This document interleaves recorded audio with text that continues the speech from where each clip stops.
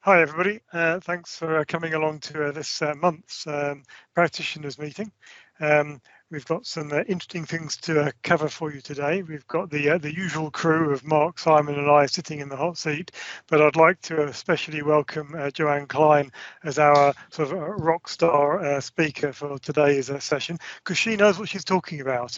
And what we're planning to talk about after we do the usual introduction is some more stuff on content management, which is looking a little bit more deeply at retention and compliance and how that maps against the maturity model. And I'm tempted to say a whole lot more about that right now, but I ought to do the bits which are on the slides before we get into the detail. So let me just jump through the introductory slides for those of you that maybe haven't seen all this before. And for those that have, we promise we keep it as short as we can. All right. So this is our agenda. We're just going to do a quick overview, look at any updates of the artifacts and other tools that we've been developing. We'll touch on the purpose and how we get involved. We'll just sort of do a thank you to everybody that came along last time and try and grab a picture of everybody for this time so that we can tweet it or whatever we do with those things.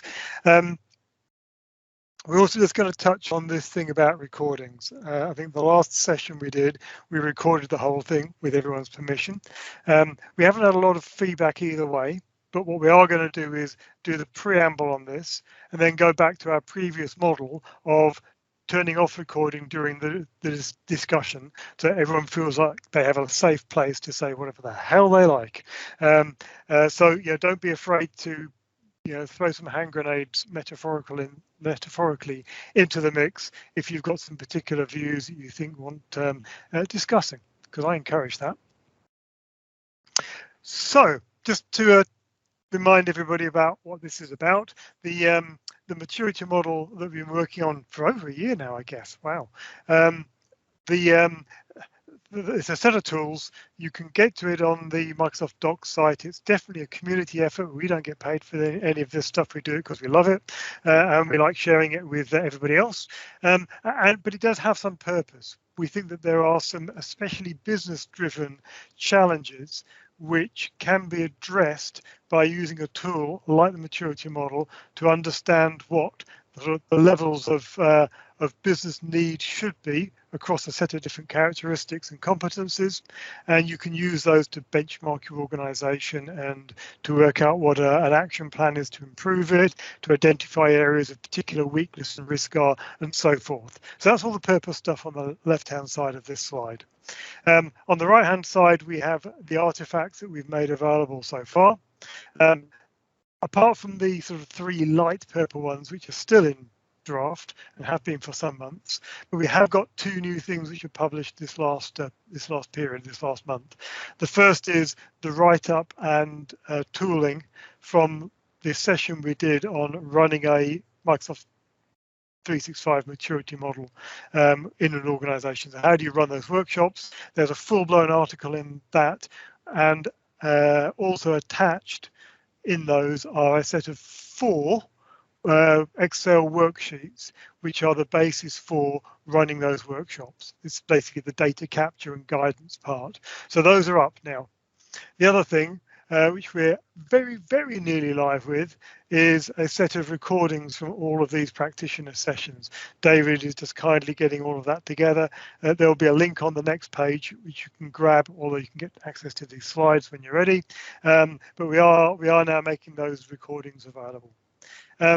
So on the left-hand side, all the competencies that we have published. Middle, 2 brand new things, and some we aren't yet finished with. And on the right-hand side, supporting articles that we think inform or extend the basic competencies. Just to remind everybody, because this is really at the core of the way we think about the maturity model, is these are the 100 through 500 levels, and there's some detailed descriptions here, and actually in each competency there's an even more detailed set of descriptions as it applies to that competency. But for me, and I say this every time, I find the best thing is to look at these keywords. So the keywords on the right hand side this tells you these are the kind of things you can describe to ordinary mortals in your organizations about what does level 100 or 200 look like. And if you hear them talking and saying, oh, this is really good, we've got all that stuff documented, you kind of immediately think, oh, maybe that process is running at level 300. Whereas if they're going, we don't really know what we're doing and I can't find it, but Joe told me I ought to look here, I'm probably thinking that's a level 100. And I can use the kind of keywords in there to map that conversation. So I'm not going to go into the detail of that any further because it's all in the intro stuff that Marc wrote a long, long time ago in a galaxy far, far away.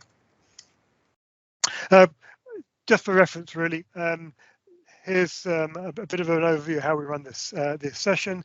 The purpose is this is a safe space for you to to do your thing, to share insights and experiences if you're using the maturity model, or to challenge us if you think you're going to have a problem using the maturity model and see how we might tackle that. We're not experts either, but we'll give it our best shot. We tend to make this highly discussion based.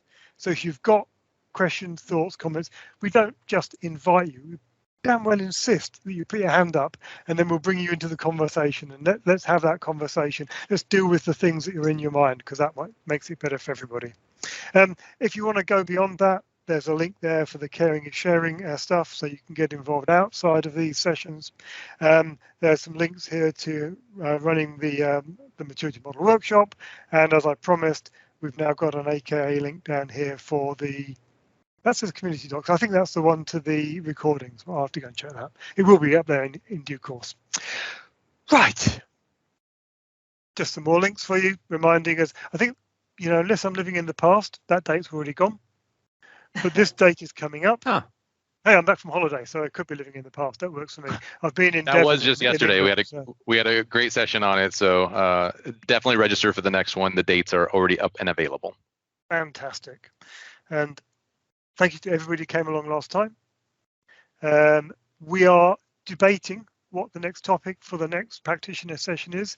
So if you've got some burning ideas, please share them. Otherwise, we'll make something up.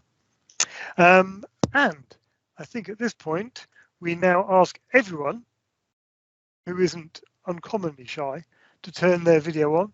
We're going to do a screen grab and try and capture a picture of everybody so that we can use it for social media and all those other things. One of the big reasons we do this is we always want to try to get more people in the picture than Vesa gets on his calls. And it's almost impossible to do that, but if you give it a shot, maybe it'll work. So we'll give you all a few more moments to turn those video feeds on, because it's much more fun if we can see people. Plus, it's nice to see that, like Ralph said, a beautiful mountain lake somewhere, and you're all clearly coming to us from wonderful places as opposed to where we've been spending most of our time. All right, and because you're screen sharing, I'm going to actually take over the screen share momentarily, just so that I can get a full because he's view. Like that. That's right. I gotta take over. Right, give me just a moment. There we go. Look at all those smiling people. I think, at least some of them are smiling. This isn't torture, people. Still an open, still an open seat there, right in the middle, All right, let's do some. Come on over. And there we go, Daniel. Thank you. All right, let's do some waving, everybody.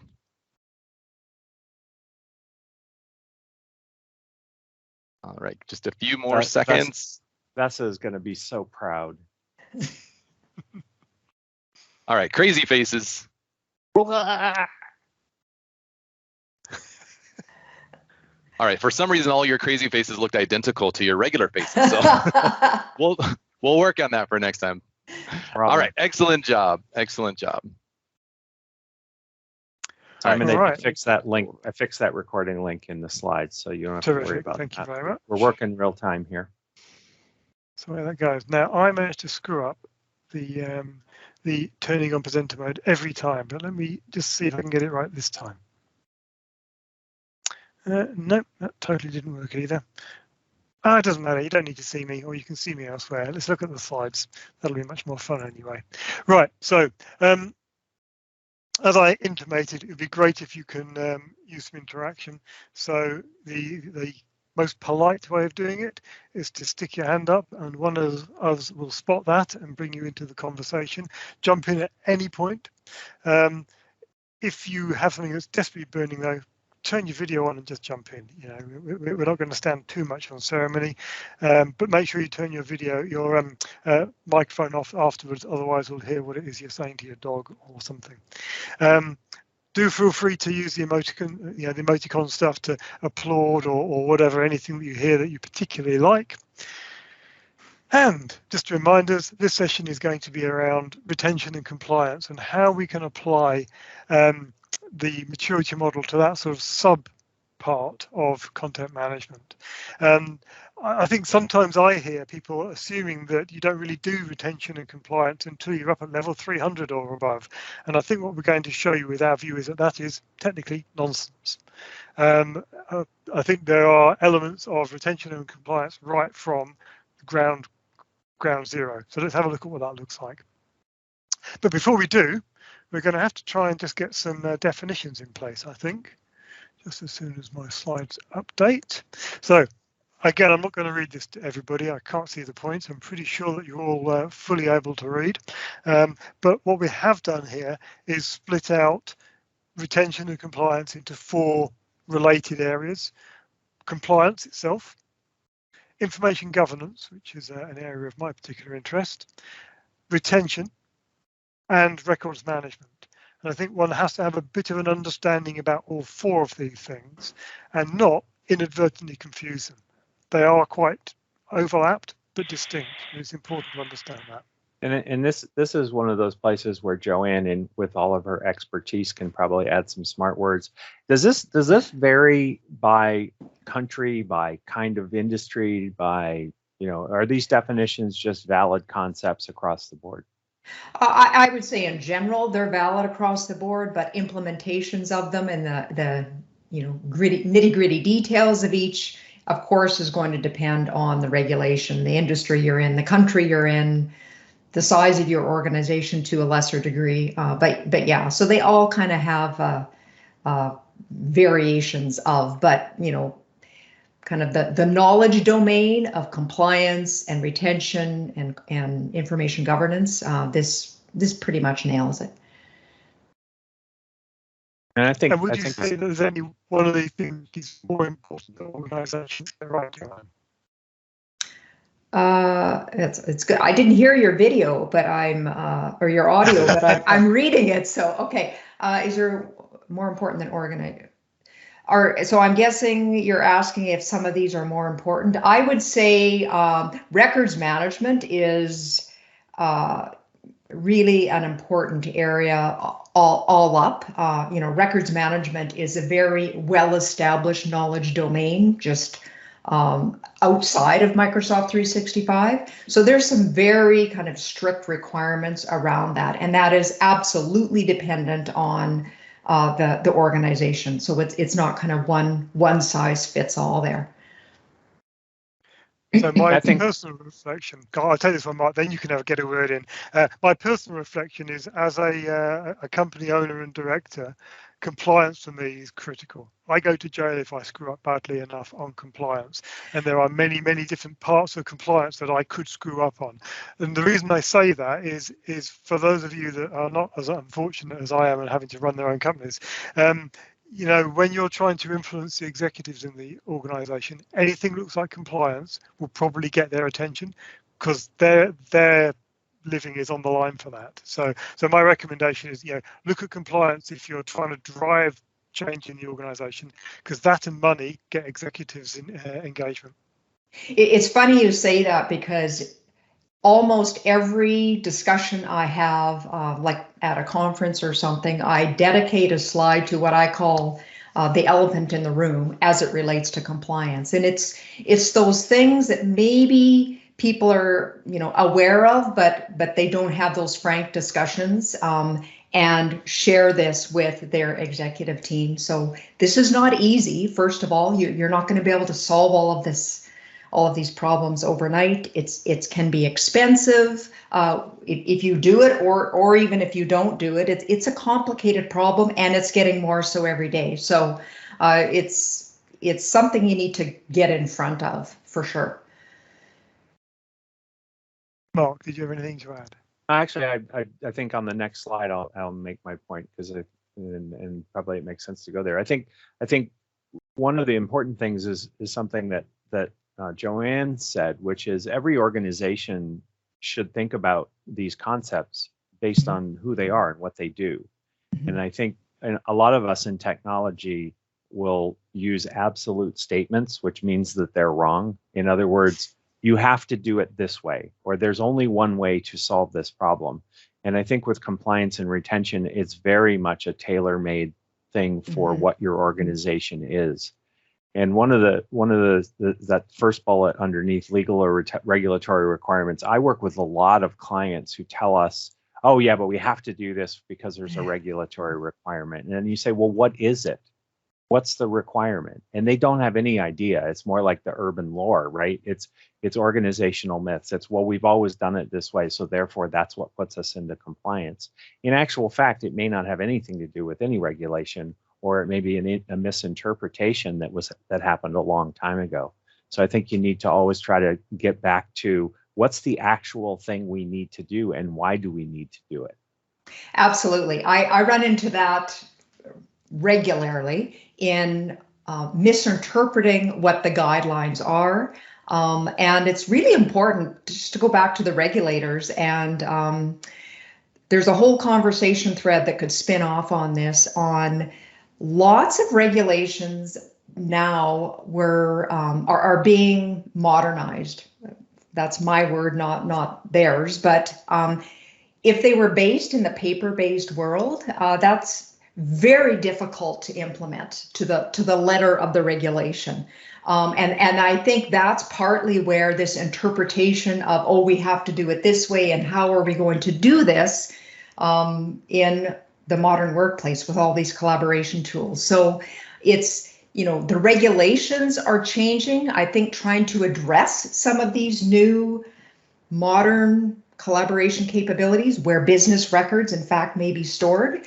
And then businesses trying to implement that, and can you implement that? The regulation has to be written in language, and regulators realize this, that companies can actually implement it. It can't be so obtuse and vague that you can't implement it. So there's kind of a couple of things in motion right now that, again, all play into why this is not an easy domain to wrap your hands around.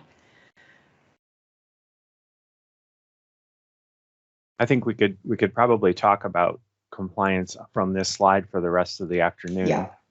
But and then we have another slide for retention that just gives a few more concepts about what retention is and what's important. I think our goal is to get into the sort of the context of the maturity model. But Joanne, do you have thoughts on this slide? I know you had some notes in the. Yeah, well, putting you on the spot again, aren't I?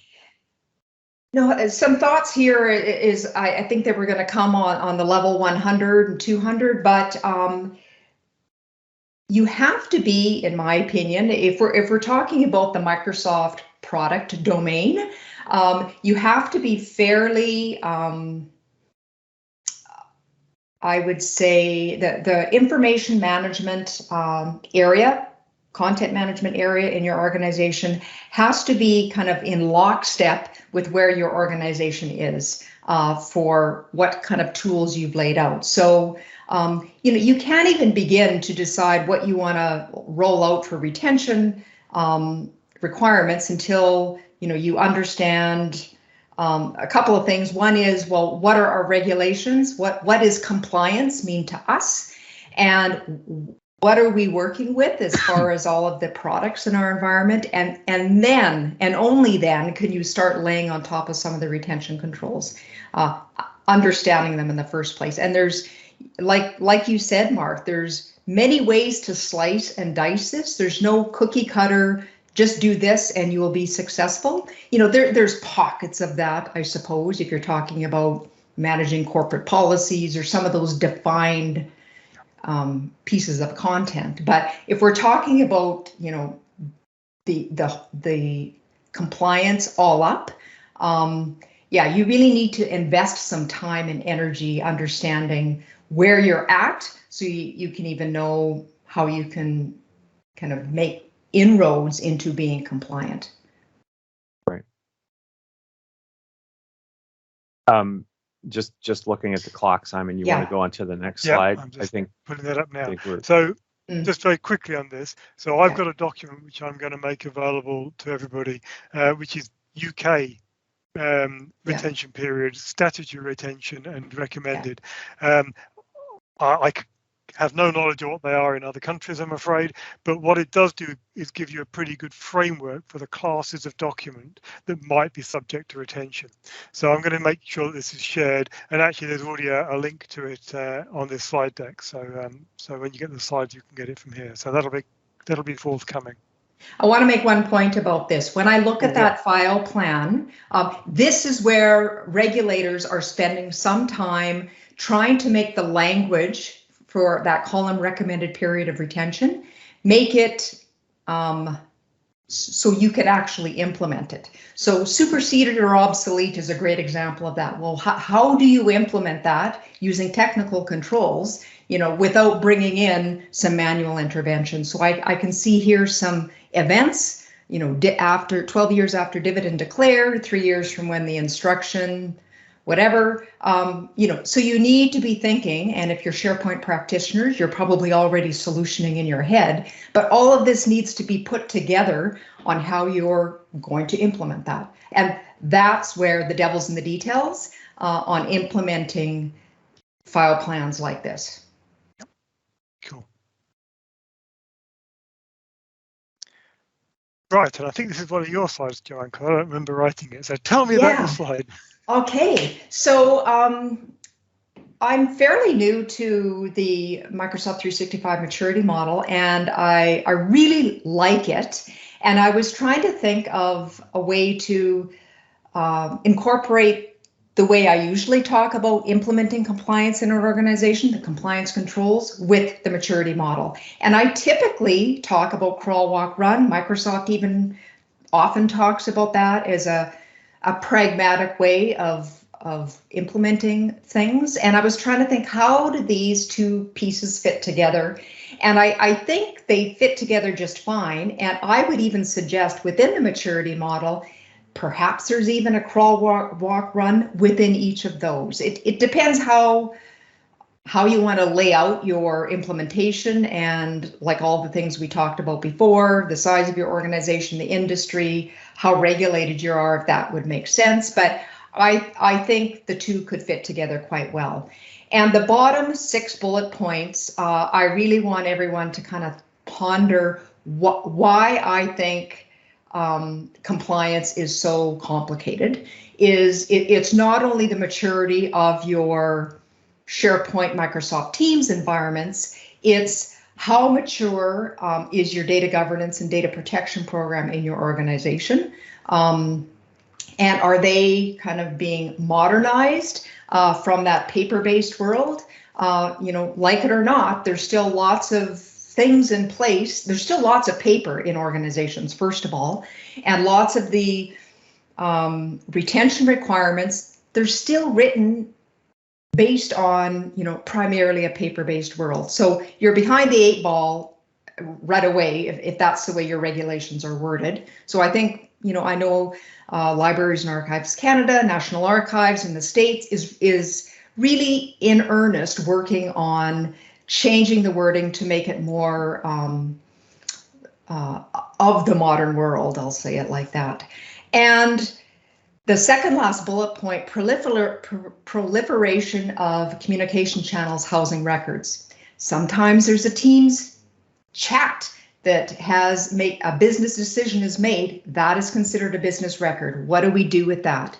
A Yammer conversation. All of this really complicates things as well. And most regulations aren't written to accommodate those extra communication channels. So that's why this is complicated. The last bullet point is that's a two-way street. The data protection and data governance teams certainly need to understand the modern workplace tooling and where business records can live.